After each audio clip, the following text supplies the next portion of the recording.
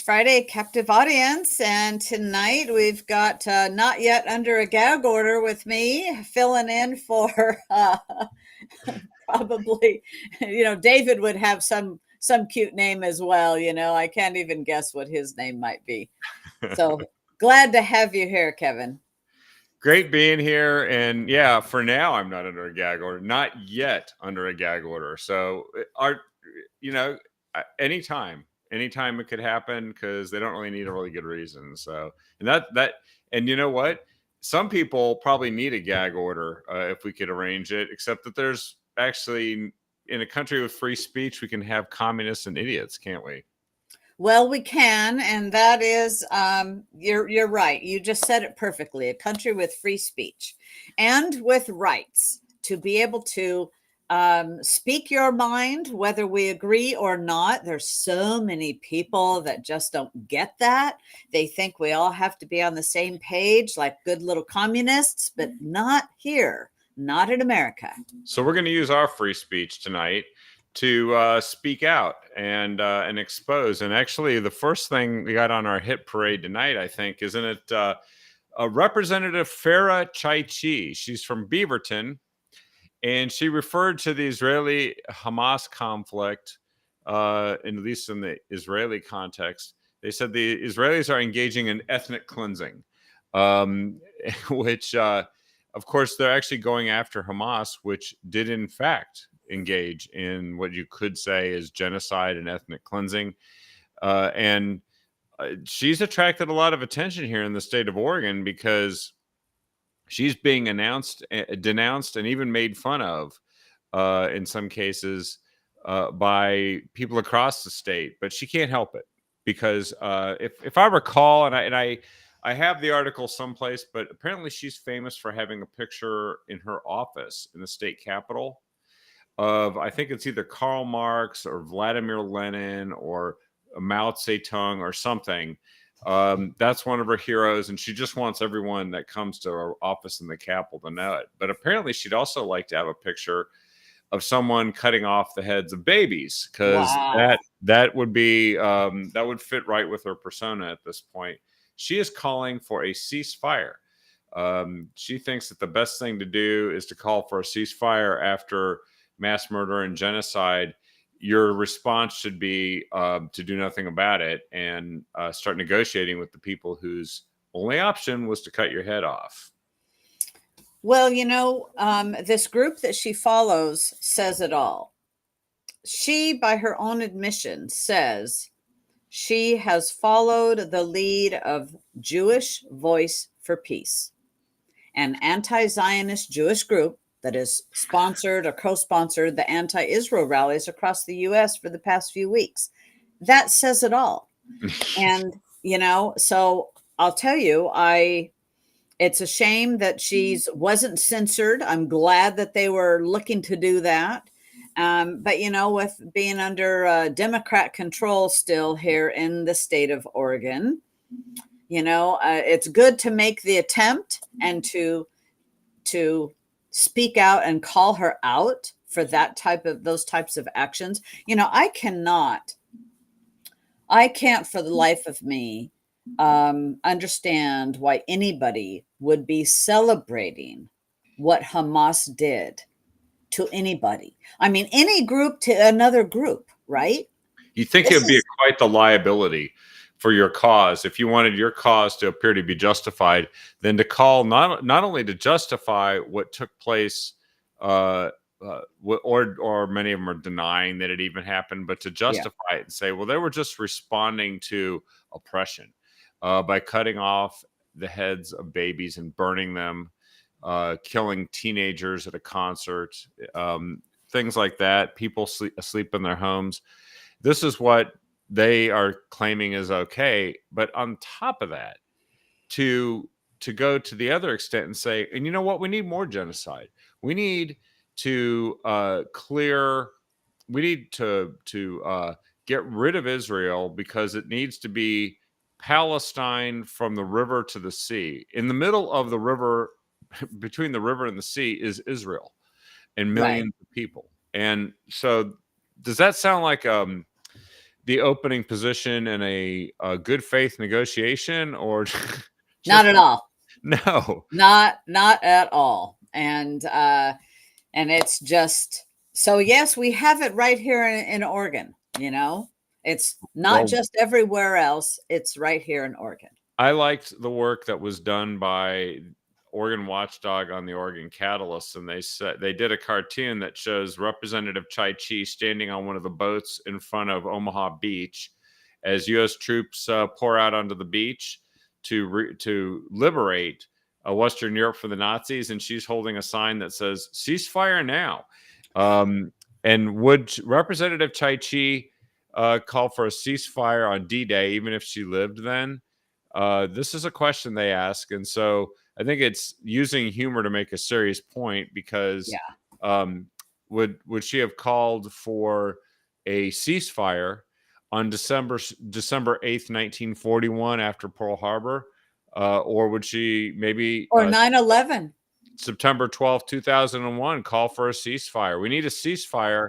And we need some negotiation with the people who killed 3,000 folks and destroyed the World Trade Center and attacked the Pentagon. This is how insane folks like her are. And I just hope that people spend more time looking at their ballot and who they're voting for. Because if somebody in Beaverton really thinks this is a good idea, I'm not going to the part of Beaverton wherever they are, because they're actually saying, please, do whatever you want to us, because we want a ceasefire. Yeah. Yeah, absolutely. Absolutely. Speaking of ballots, there's an election right now going on. See, here in Umatilla County, we don't have one, but in other areas there are, and voting down the sales tax, right? You don't want to. Yes. We've got the Portland sales tax going on, and you just don't want any of that. Same thing over in in that area. And what? So there's a sales tax in Salem, I think, isn't there? Yes, there is. Voting, yeah, and they are going to impose the sales tax. The city council actually technically has voted for it already, and then what's happened is people got signatures and I think sent it to the ballot. So now it's on the ballot, and the voters of Salem are going to get to decide. And as I understand it, a whole bunch of folks that work at the state government aren't super thrilled with the idea that someone can impose an income tax on them, and they actually have no vote on whether or not. And we've covered that here quite a bit, but I'm looking at Kathy's comment that she says, please talk about the ideas from the downtown Portland group regarding a sales tax. So I thought, oh yes, no, I know exactly what you're talking about. Oh, very good.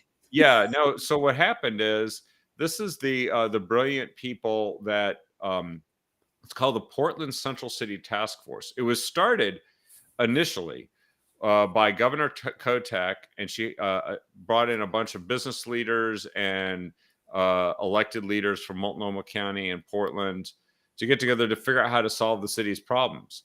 And after spending months, stewing about stuff and talking about how they need harm reduction and all kinds of garbage, they did decide finally, to put state troopers on the streets of Portland to challenge people who are dealing fentanyl, which is supposedly illegal now, I guess, or recriminalized. That's what we're doing. We had decriminalized and recriminalized. It's happening all over the place. But then the other thing they did in the 6 weeks they've been meeting is they came up with a brilliant idea. They're going to remove parking fees, which, you might think, hey, that's nice, except that the Portland Bureau of Transportation is $32 million in debt and laying off its staff, so that something you expect the government to do, which is fill potholes and repair streets, they're not going to do that. They may also not plow the streets, not like they did very much of that to begin with. And best of all, they've decided that what they really need is a sales tax in Portland. I mean, it needs to be defeated in Salem by some resounding numbers, so that at least the folks in Portland will think, well, maybe a sales tax in the highest tax jurisdiction in the United States. If you're in Portland, you have... And with our state full of, their coffers are overflowing. Are you kidding? That's right. They're overflowing, but they're wasting it. They're building housing for people that are that they claim are homeless that are doing drugs. So I guess they just want to make it more comfortable for them to do drugs longer so they can die later. But they think that a sales tax is going to be the way that you bring businesses and shoppers into the city. A city that's seen I think it was somewhere around 50 to 60% drop off in foot traffic that has not recovered from COVID. The way you bring people into the city to shop is hit them with a sales tax in a state that doesn't have a sales tax. Exactly. Oh yeah, just make it more painful, and like Pat Finley says, let's see, we've already got high property taxes and income taxes. Now we're going to have a sales tax. And as you well said, no, we do have sales tax here in Kevin, because what they do is they call it a fee. Oh yeah, Remember, you get a fee when you buy a new car or a bicycle. It's a fee. Yeah. And truly, it's a sales tax. Yep, like when you try to go get your registration and license plates for the car. Oh, Yes. look, the fee went up. But Yes. also they have uh, special property taxes that have been. They actually do have income taxes, additional income taxes that have been added in Portland and Multnomah County to fund homelessness, to fund pre-K, preschool. They also have, of course, very high regular property taxes, and then you have the city, you got Multnomah, and you got Metro, and Metro is the one that sits above them and takes a bunch of money and doesn't do anything. And they're also the ones that are supposed to be making sure we have more road capacity, and we never seem to. They're also the ones that say you can't build houses anywhere, but then they complain that housing's too expensive. So right. Well, yeah. So there's a whole bunch of stuff right there. That's a cauldron of stupidity. Yes. Yes, it is. Yes, it is. The uneducated voter that just says, yes, let's just vote for more taxes. Well, they are getting an education now. They won't be able to afford what they're getting after this. No. Well, there's a lot of things that, we talk about a lot of news, but Biden has been sliding under the radar. There's like news every single day now.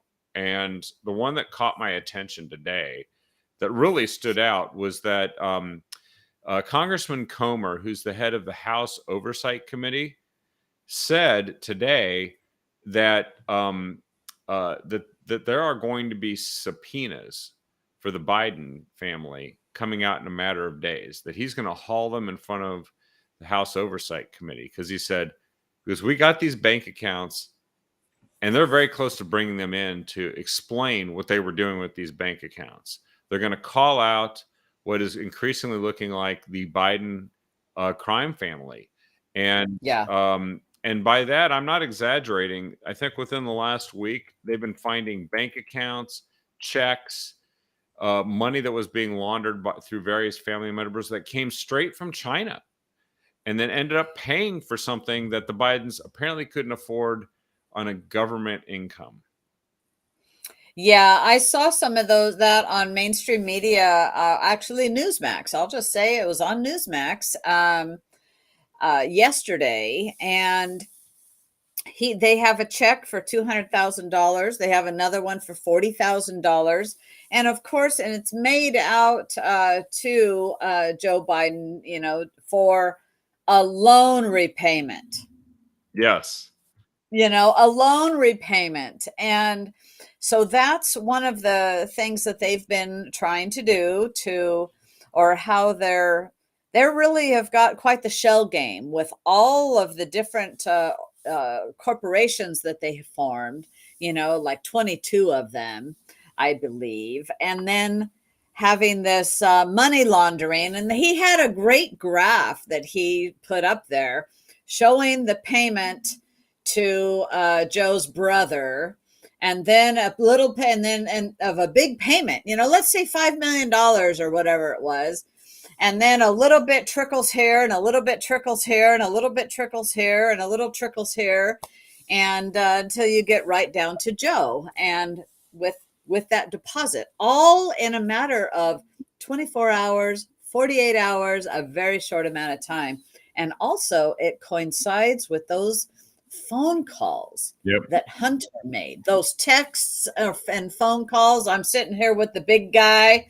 We're waiting for that payment, you know? So I think that's going to be interesting. But what has to happen is there has to be consequences for all of this, not just investigations going nowhere. Yeah, exactly. And I do believe that that's the one limitation of what the House is doing. They're going to force these guys to come out there. And if they can't testify or they have to take the fifth, it's pretty obvious that they were doing some shady stuff. They shouldn't be afraid of being prosecuted for being completely above board. As President Biden has repeatedly said, you know, that the smartest man in the world that he knows, which is his son, apparently, Right. um, and then his brother, who is part of this same thing with these checks flying around. Uh, I know that Biden's going to try to claim he didn't know about it, but then it turns out that the archives of these emails that were being sent by Joe Biden, together with his business contacts and his son and his brother, that there's 82,000 pages of Joe Biden's pseudonym emails, which is more than the Clintons had going around. And this is where they tried to use fake names, where he would pretend to be some innocuous dude, except it was completely traceable back to him. If he didn't have the DOJ and the FBI covering for him, he would be ranking probably amongst the highest of the dumb criminals. Like the guys in the mafia must be thinking, this guy's a fool. That's what he did, you know, but he's got a lot of help. You know, but also what goes with this is, and something that Comer had said yesterday is, we haven't seen that they've been paying taxes on this money. Right. Okay, that's a big one. Then the other big aspect of this whole investigation is how all of these, there was it 40 FBI agents were doing investigations into the Bidens. Oh, 40? No, and they had 40 informants. Okay, 40 That's informants. right. And yet they're all getting shut down by the FBI. And so this is problematic in our country, because this is really showing that the FBI, in all appearances, was absolutely protecting Biden Yep. before his presidential election. And, you know, I mean, stifling Hunter's laptop. We know that's a total true story. In fact, I saw today that Hunter he's come out and said, Bob Alinsky was lying about our business practices. Oh, right. So all the emails, all the investigations, Right. the laptop that they said that they lied about, it's everybody else who's lying. That's fascinating. Right. And you know what? Here's another thing too. So there was an somebody that was conducting an investigation. He was his name was Scott Brady, U.S. Attorney Scott Brady, and he was conducting an investigation in 2020, I believe, 2019, 2020, into these bribery claims. But there's something that he was never told about during the entire time he was doing that, because he sent these charges, the materials that should have led to charges, to the Delaware attorney, U.S. attorney who was supposed to prosecute it, who didn't, and also to Washington D.C., to the DOJ. And you know what they never told him the entire time he was conducting this investigation? They never told him about the existence of the Hunter Biden laptop, whose contents have been verified by the FBI. They never told him. So when you talk about somebody hiding this information and frustrating investigation, there should be a whole bunch of people that go to jail here. And of course, here's the other really sickening thing, is that the documents that show whose names are involved in the decision not to prosecute Hunter Biden have been redacted from the documents. They don't want us to know. We have to force that, because bribery is one of the specific, very specific offenses named that constitute a high crime and misdemeanor subject to impeachment. And Joe Biden, I don't care about what his memory is like now. When we can prove that he knew what he was doing and what he was involved with, that's all that it should take. And I think that the biggest problem of all is all the people who have destroyed the justice system in order to protect this guy and get the political result they want. They all have to burn for this one. They really You're do. absolutely right. They do. There's I'm sure a lot of really good people at the FBI working and doing the job as they should be doing. But unfortunately, it was people over them in other positions that had stifled this, shut this down, and it's really, really looking like a coordinated effort. Yeah. And if anybody knowingly cooperated or enabled this, they should lose more than their career. They should actually lose Yeah. their freedom because I think they've committed treason against the country. All this Yeah. stuff about elections. No pension, and get matching bracelets and an orange jumpsuit. That's right. Because, we hear these endless speeches about Trump stole the 2016 election and the Russians did this and the Russians did that. And then there's election denial about what took place. And it turns out actually they did steal the election. And this is how they did it. And we're finding it out. And even though you're not going to go back and reverse that election, part of the importance of how our system functions is cleaning it up going forward.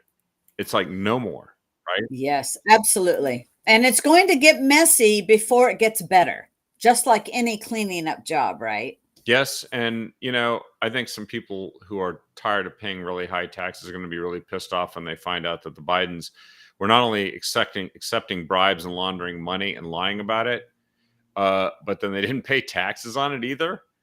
Right. Right.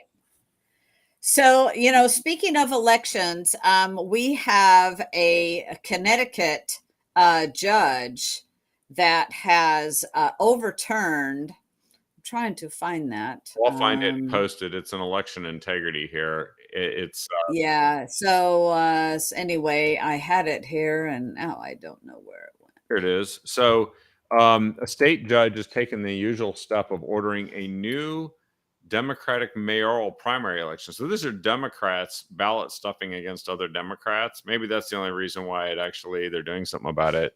But in Connecticut, the incumbent mayor, Bridgeport Mayor Joe Ganim, he won by 251 votes out of 8,173 cast.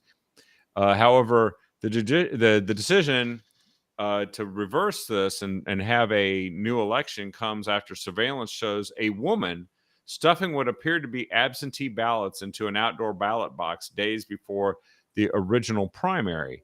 And so they caught a ballot box stuffer, and of course, hooray! They caught him, and it's on video, which is really not entirely different from what we saw in Dinesh D'Souza's movie that was taking place in places like Georgia, where people were showing up 2,000 mules, people that were muling around ballots and stuffing them in the middle of the night, taking pictures of themselves, right? Selfies to make sure they did it so they could, and wore gloves so that no one could get fingerprints off of the box. And, and of course, now they're claiming that right-wing social media platforms and far-right right media are connecting the controversy with the 2020 stolen election claims. Yep, just did that. Just said that they got stuff on video. They got stuff on video. Yep. The only difference here is that apparently one Democrat's unhappy with another Democrat, and now they're going to take action.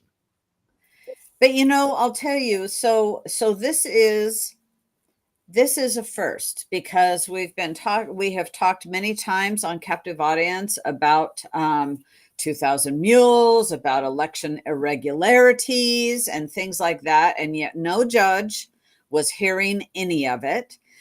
We have some things coming up in the courts now. Of course, it's because of Trump.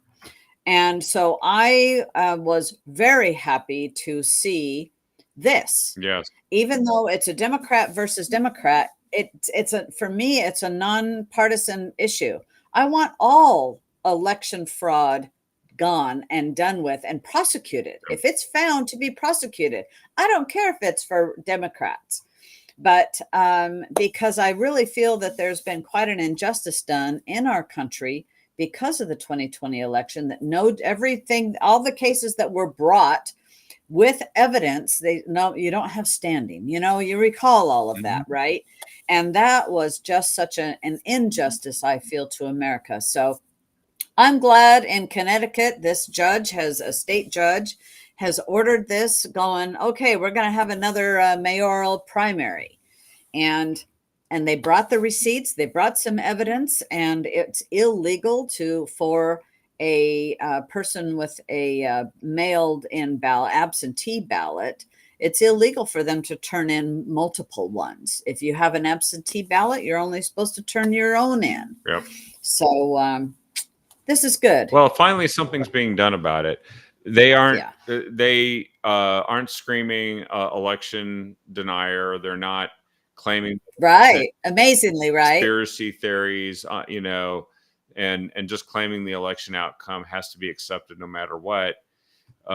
It maybe is a step in the right direction. We know that in 2020, almost none of these things, as far as I understand, recall, ever reached a court and were heard. They were just No. dismissed for lack of standing or various other reasons, but they were not actually evidentially examined in a court of law. So we don't really know what No. would have happened anymore. Now, there's election interference going on, though, and that election interference, I think, is part of a debate over the gag orders being issued against President Trump, and thus my moniker today, not yet under a gag order, right? Yes. Yes, but I will tell you what is nice is that a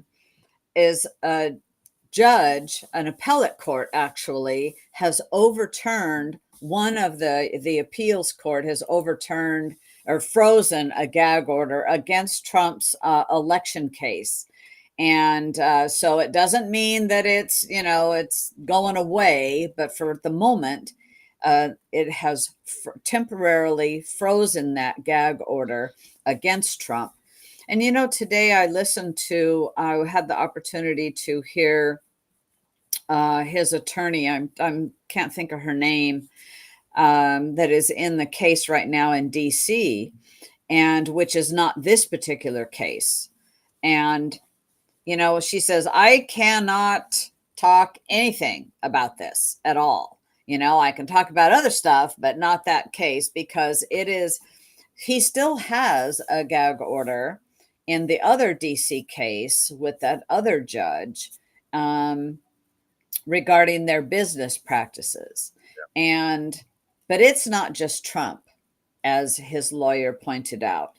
It is anybody who's representing him, a surrogate speaking for him on behalf of him, and associates that way. And yet she said, anybody on the other side can all say Whatever they everything, want. Yep. anything they want. And so I had no idea. I actually learned this today. I didn't realize that it was a one-sided gag order.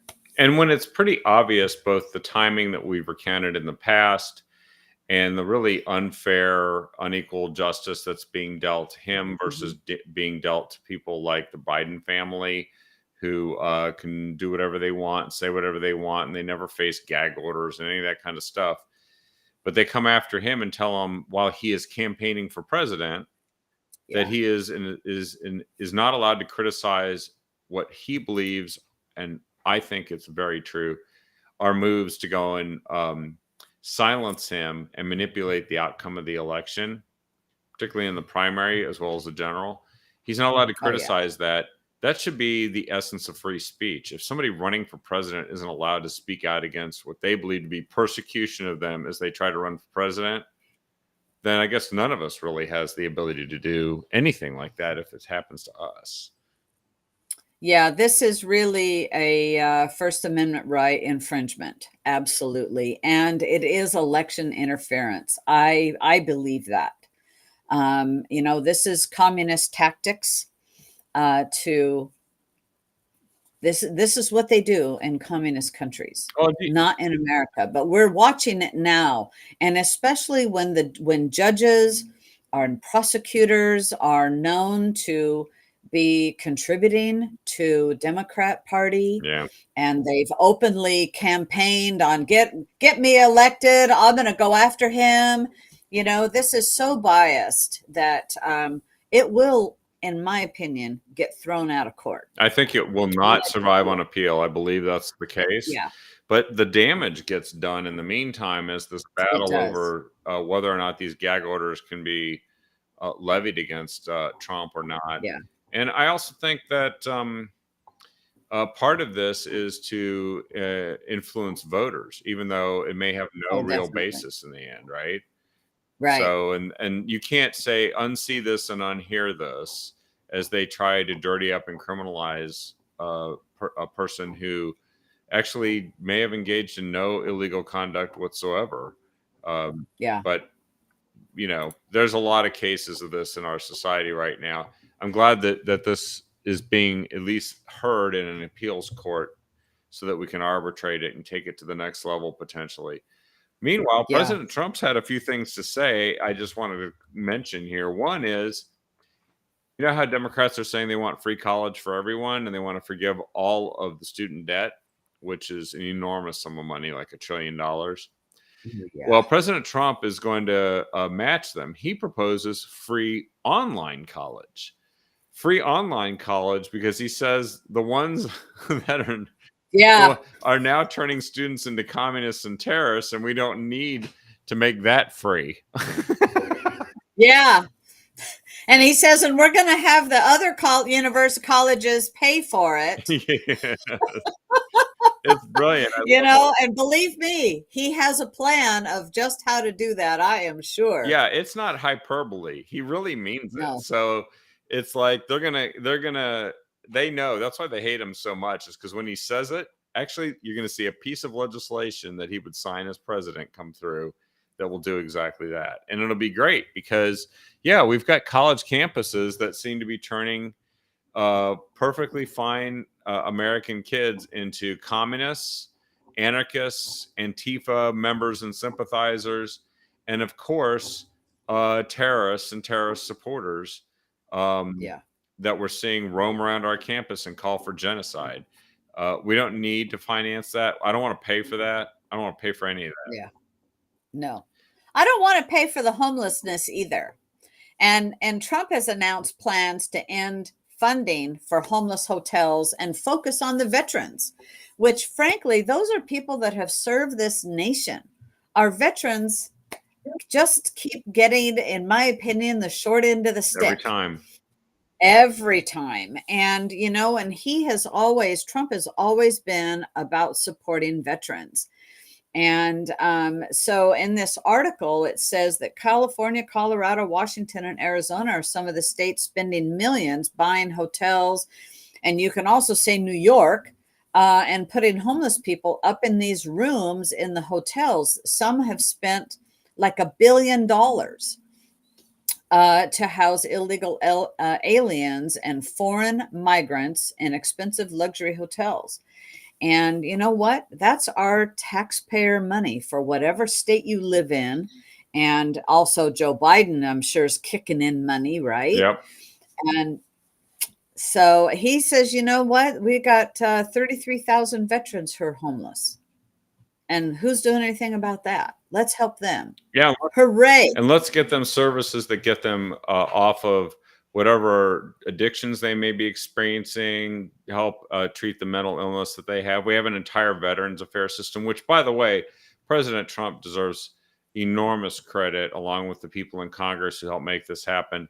If you remember, just a few short years ago, they used to leave people on waiting lists until they literally would die before the VA would treat them. And he changed it so that the VA would actually have to offer a way for someone to get the treatment they need if it could not be delivered by the VA within a reasonable timeline.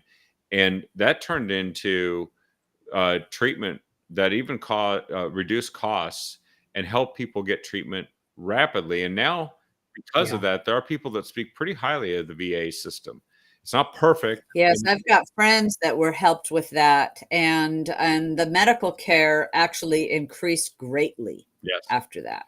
It can happen. You can do the right thing. We don't just have to sit there and Yeah. let Democrats destroy the whole system and leave. No. And they were more concerned about the people who would be fired for failing to do their jobs than the veterans who are on the waiting list dying.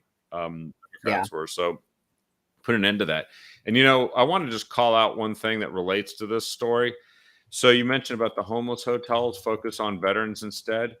In Hmm. Clackamas County, they just announced that they've allocated $10 million to a new homeless resource center whose goal is to exit people from homelessness. They're taking the money they used to spend on hotels, which many people thought you just had to do it. You had to put people someplace. And they're moving this towards, no, actually, this is a place you're going to go to end your homelessness and your addiction. And that's something we've heard could gain a lot of momentum here because it's very expensive to pay for all these homeless hotels just so people can trash them and do drugs in them. Yeah, I'll tell you what. How would you like to go check into a hotel that that's what's there? I Yeah. don't know if you can. Maybe the state is renting the entire hotel. I don't know that, but I'll tell you, I feel for the. It's not the solution.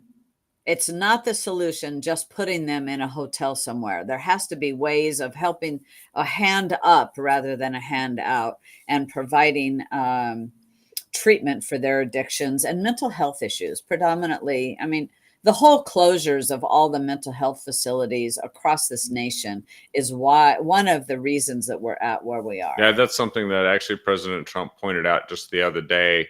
And some of the media just trashed him or ignored what he said. But we are desperate for actual real solutions that end problems, not finance them and lengthen them and even enable them. And he's figured this out. Others are going to start latching on to this. And this is a real Yeah. conversation about what we can do to solve the problems our society faces. I'm optimistic. I like the fact that he's talking about this. Well, so Yeah. we just have a couple more stories. One is that Elon Musk uh, sat down with Joe Rogan. Joe Rogan does this podcast that's watched by listened to and watched by tens of millions of people. And Elon Musk, I think he's getting fully red pilled now, is just my feeling. But he came out and said that George Soros, who is the top donor to the Democrat Party and the top donor to the effort to get people like Mike Schmidt in Portland elected to district attorney positions around the country where they just don't enforce the law. They claim to be reforming the criminal justice system by getting rid of it Mm-hmm. and leaving criminals back out on the streets with zero bail and so on. And Elon Musk actually cleverly stated that George Soros, he hates humanity and backs policies that erode the fabric of civilization.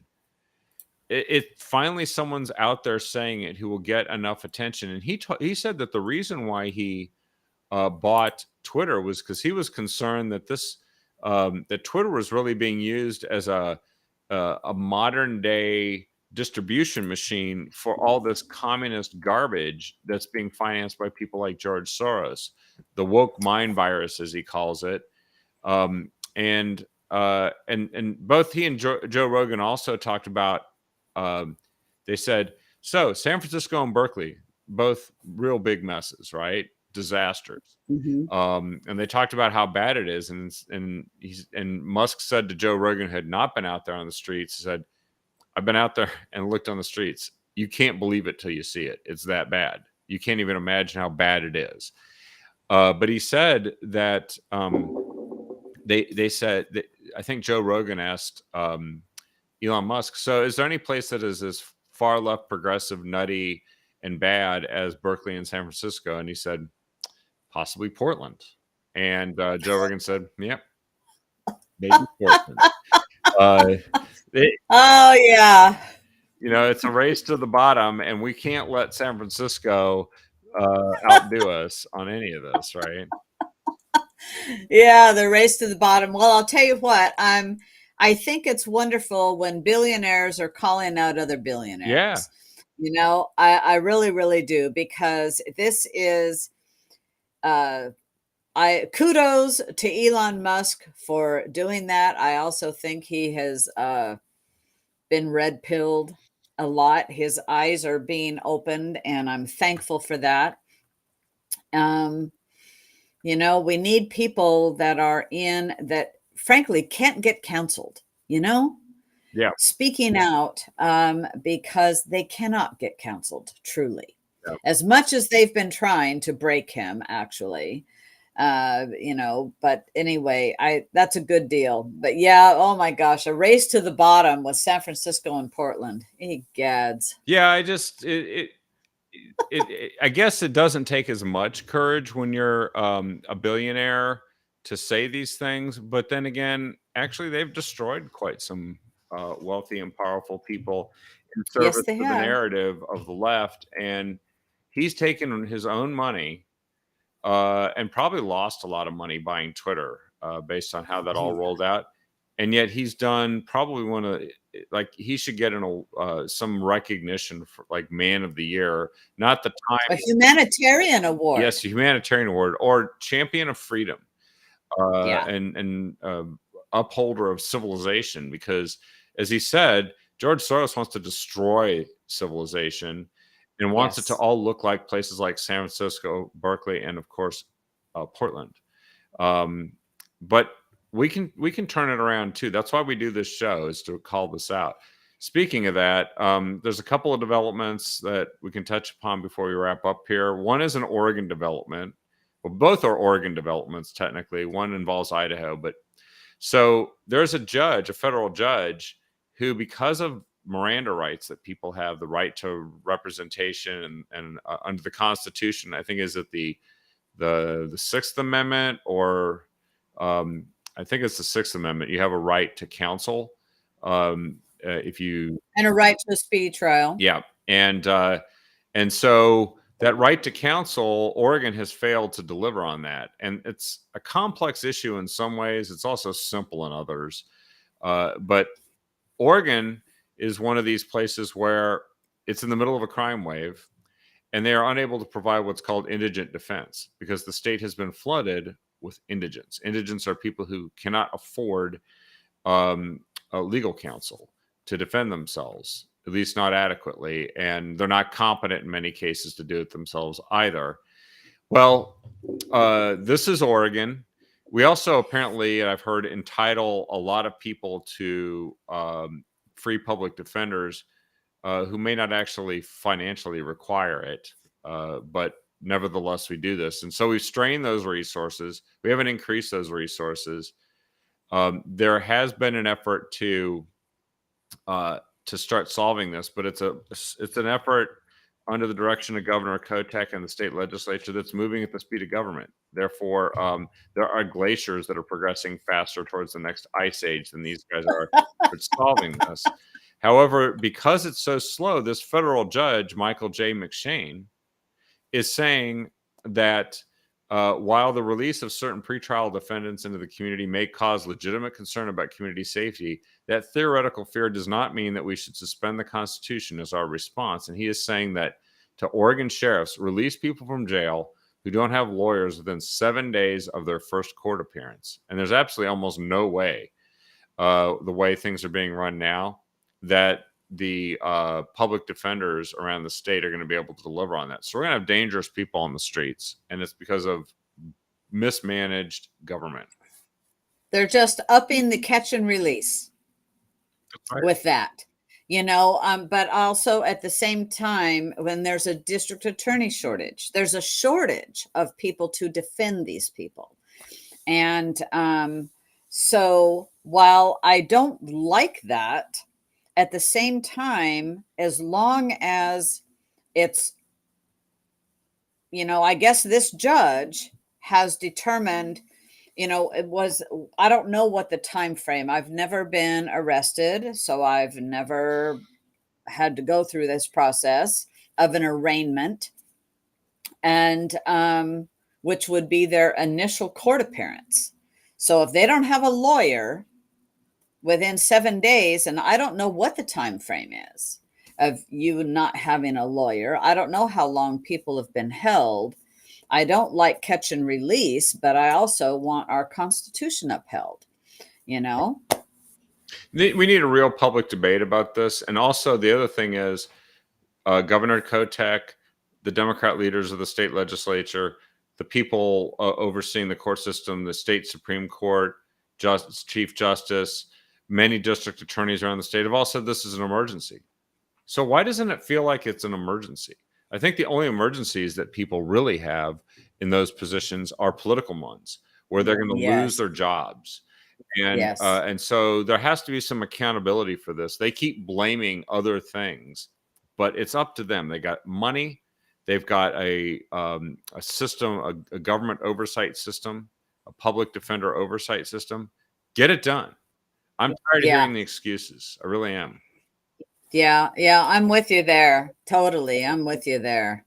So here's the last story, and this is kind of one that, remember HB 2002, that the bill that was meant to make it really easy for underage kids to go get abortions even without their parents knowing, as young as 10, which is testimony in the state legislature when bill was being heard, and also to make it easy. This is why the senators walked out. This is why the senators walked out, and it was a principled stand. What was interesting is it was also a gender affirming care, as they put it, or gender mutilation bill that would allow minors to get surgery or hormone blockers and alter their bodies, in many cases permanently, without their parents knowing, because of how they perceive their gender to be that week. And so that plus uh, I know someone who has very wisely called it the sex traffickers protection bill, because it made it so that minor girls that would become pregnant, that the sex traffickers could, especially the ones who are pimps, could take them in and get them abortions without any parent even knowing, and then get them back to where they were before, doing what they were doing before. And there was a reason why these laws shouldn't have been even entertained in the first place, and why our legislators, our state senators, walked out. And here's a great example of it. So just within the last few weeks, the story came out. A mother and son in Idaho have been arrested by police in Idaho after the police say that they took a teenage girl to Oregon for an abortion. And here's the thing about it. The teenage girl, it's against Idaho law to take somebody without their parents' knowledge and permission to another state to go and get an abortion. And so, because Oregon is one of the natural places to go because of our laws. The story, when you read this article, gets worse and worse, because not only did the son is the one who is the father. It's a 15-year-old girl, and the girl's mother told authorities her daughter had been sexually assaulted and later taken to Oregon to have an abortion. And when you get into this, because there are laws against this, according to the affidavit, the mother of the girl who traveled for the abortion believed her daughter was living with her father, but told authorities she later discovered the teen was actually staying at her boyfriend's house for several months in Pocatello, Idaho, her 18-year-old boyfriend. And then the girl told law enforcement officials she began having a consensual sexual relationship with her boyfriend when she was 17. He was 17. She was 15. The relationship continued until she was 18, right around the time she became pregnant. According to the court documents, the girl said she was happy when she found out she was pregnant, but her boyfriend was not, warning that he would not pay for child support and that he would end their relationship. So that's coercion. The boyfriend's mother later demanded the girl not tell her parents and threatened to kick her out of the house if they're going to kick her out of the house. The girl told authorities she then traveled to Bend, Oregon, 550 miles from Pocatello, with her boyfriend and her boyfriend's mom in May to get an abortion. The police used the girl's cell phone data to confirm that the trio traveled to Oregon around the same time. The mother later told police she rented a car to go with her son and the girl and said that the abortion was mutually agreed upon. After the stuff we just said, court records showed that there was coercion. But she claims she never coerced anyone into having an abortion. The prosecutors have charged the mother with second-degree kidnapping, the son with the same charge, along with rape, and 3 counts of producing child sexually exploitative material after authorities said that the boyfriend captured sexually explicit video and photos of the girl. What a couple of complete slime bags. And in Oregon, they came to Oregon because technically you could probably get away with all of this stuff if they were living in Oregon. Yeah, I'll tell you, that is something else. And that's where this won't be the only time that happens, unfortunately.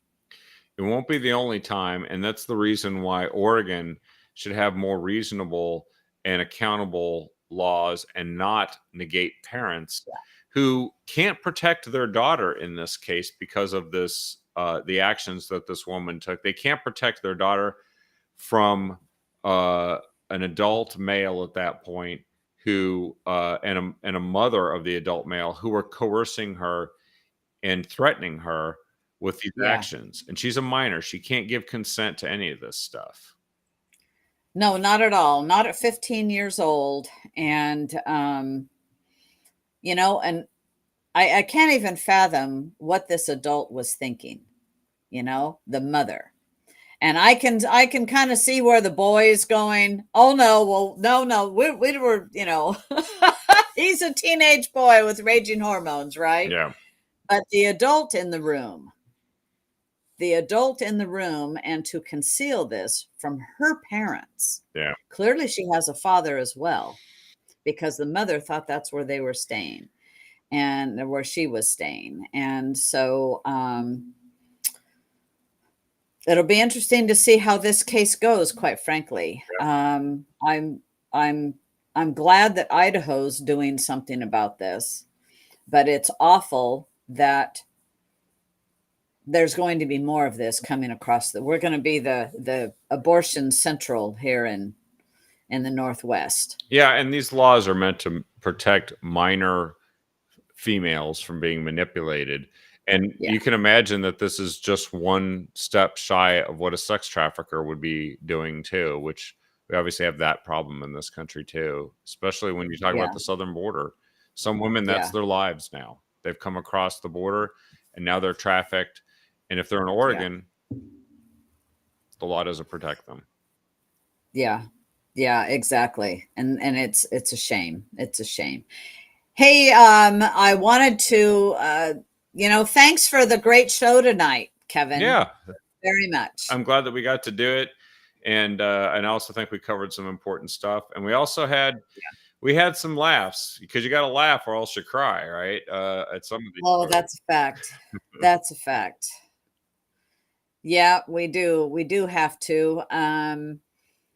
You know, there's always news. There's never a shortage. And we're going to try to root out some stories that you might not have heard about and bring them to your attention. And just, you know, I know we've got some good eye rolling happening tonight. There's things that you just go, oh my goodness, I can't believe this in Oregon. But yet, unfortunately, we're not surprised by the things that we see in this state. Yeah, I'm part of the defund Soros movement, and I'm not yet under a gag order, but I'm actually thrilled that if we get free online college that doesn't subsidize turning people into communists and terrorists, that we'll end up with less representative chai cheese in the future, and we can have a free country that is safe and secure. See, I just weaved it all together. That's like yes. We just got to get Trump back in office. And amazing things will happen for our country. Amen. Well, thank you so much, Suni, for being with me tonight. I appreciate it. Okay, everybody. Have a great weekend. Good night. We'll see you.